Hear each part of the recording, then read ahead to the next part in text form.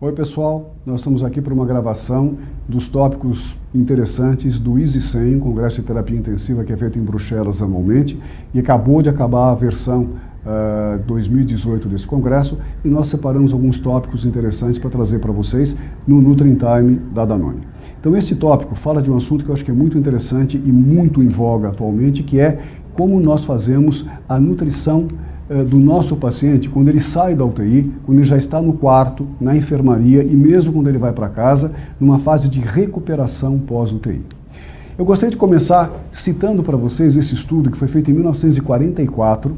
na Universidade de Minnesota, que foi um estudo de desnutrição. Estava acabando a Segunda Guerra Mundial e a Europa estava cheia de civis desnutridos, que passaram quase os 5 anos da guerra comendo batata em pequena quantidade. Então, muitos civis adultos, que não são os de campo de concentração, os que viviam nas cidades no meio da guerra, estavam desnutridos. E surgiu na ideia deste pesquisador de Minnesota americano estudar a desnutrição, a fisiologia da desnutrição e a fisiologia da renutrição, quais eram os mecanismos de adaptação. Então, ele acabou convidando indivíduos que não quiseram lutar na frente de batalha, mas que acabaram indo trabalhar em outros campos, em outras coisas, não lutando na guerra propriamente dito, e ele conseguiu 39 indivíduos voluntários para participar desse programa. Então esses indivíduos que eram sadios, todos eles homens, foram submetidos a 3 meses de uma nutrição bastante boa e depois a 6 meses de uma nutrição bastante reduzida, em que eles recebiam 1.800 calorias por dia e 0,7 a 0,8 gramas de proteína por quilo por dia e eram obrigados a fazer exercício diariamente. Então esta população desnutriu, como vocês estão vendo aqui na foto, drasticamente nesses 6 meses. E depois eles estudaram os mecanismos de desnutrição, de adaptação, e eles foram depois renutridos num período posterior à desnutrição. Então foi um trabalho eticamente estranho, mas que talvez naquela época valesse a pena, mas que trouxe muitas informações para a gente a esse respeito. E eu queria fazer com vocês um paralelo do que acontece com os pacientes de terapia intensiva, na UTI, quando eles saem da UTI, e esses indivíduos que participaram desse Minnesota Starvation Study ou Starvation Project. Se vocês forem ver bem, os pacientes de UTI atualmente, em média, eles acabam recebendo 1.034 quilocalorias por dia e 0,6 gramas de proteína por quilo por dia, numa imensa quantidade de UTIs do mundo todo. Esse é um trabalho muito interessante que foi feito muito antigamente, foi feito em 1999 por um indivíduo chamado Eara, da Nova Zelândia, e o Eara fez um estudo em pacientes com trauma e pacientes com sepsis, mas um estudo altamente sofisticado, usando calorimetria indireta para medir o gasto energético basal, usando inativação de nêutrons, usando absorvância dupla de raio-x para avaliar a gordura total, para avaliar a massa muscular total, para avaliar a parte óssea total, enfim, ele fez um estudo extremamente sofisticado e ele chegou à conclusão que os pacientes, tanto de sepse como de trauma, a partir da 2ª semana de evolução, tinham uma necessidade calórica muito maior do que aquilo que a gente imaginava, em torno de 3.000 a 4.000 calorias por dia. Tá?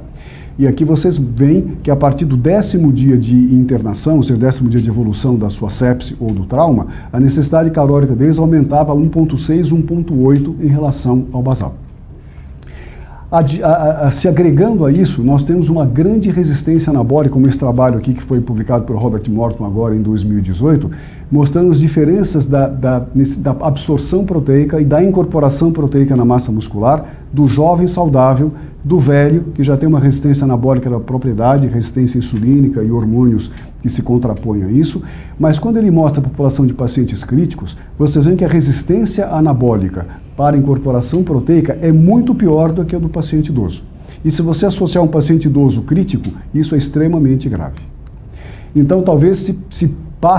comece a passar pela nossa cabeça usar, quem sabe, alguns adjuvantes nesses pacientes, tipo oxandrolona, propranolol, até eventualmente um GH tardio, um GH pulsátil, mas tudo depende, obviamente, do crivo do tempo para saber se vai funcionar efetivamente.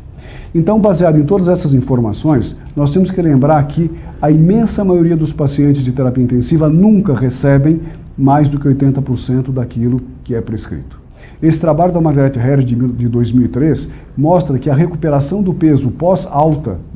do hospital é extremamente lenta, demorando 12 meses, e que quando o paciente recupera esse peso, ele recupera muito mais gordura do que massa muscular efetivamente. E aí a gente volta no trabalho do Minnesota Starvation Study ou Project. Esses indivíduos, na fase de recuperação, enquanto eles recebiam 2.000 quilocalorias por dia, eles não tiveram uma melhora apreciável do peso e da constituição física. Eles só começaram a melhorar quando eles receberam 4.000 calorias por dia por vários meses, mostrando que a recuperação dos tecidos destruídos pela desnutrição é muito mais difícil e requer uma coisa muito mais intensa do que aquilo que a gente imagina. E se vocês imaginarem agora o paciente que sai da UTI, o que a gente quer com esse paciente no quarto? A gente quer que ele coma rápido, que ele coma comida e que ele fique autônomo.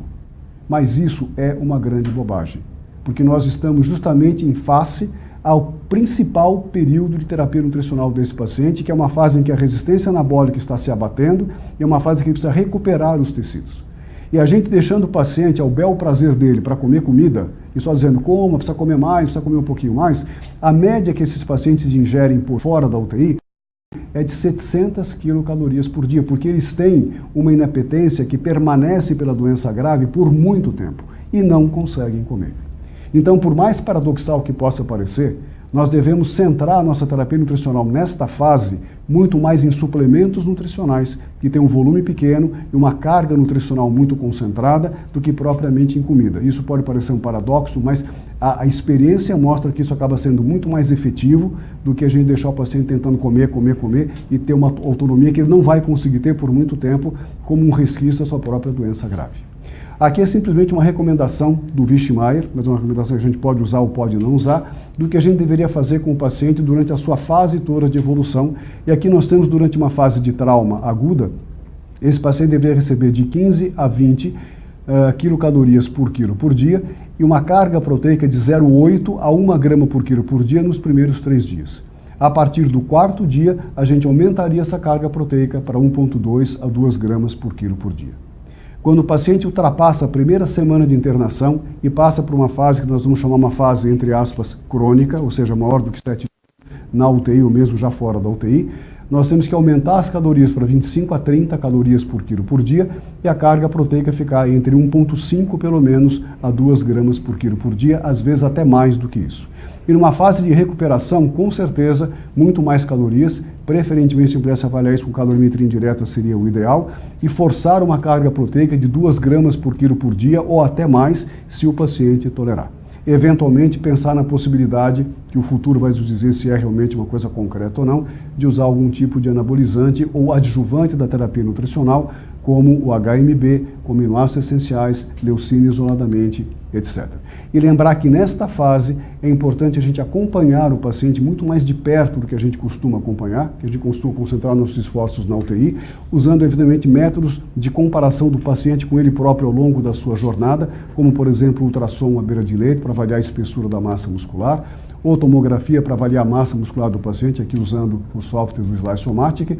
e sempre associar durante todo esse período uma fisioterapia adequada para cada população de pacientes, ou seja, individualizar a terapia nutricional e individualizar a fisioterapia desses pacientes depois que eles saem da UTI é fundamental para que tenhamos um bom resultado de recuperação. Obrigado.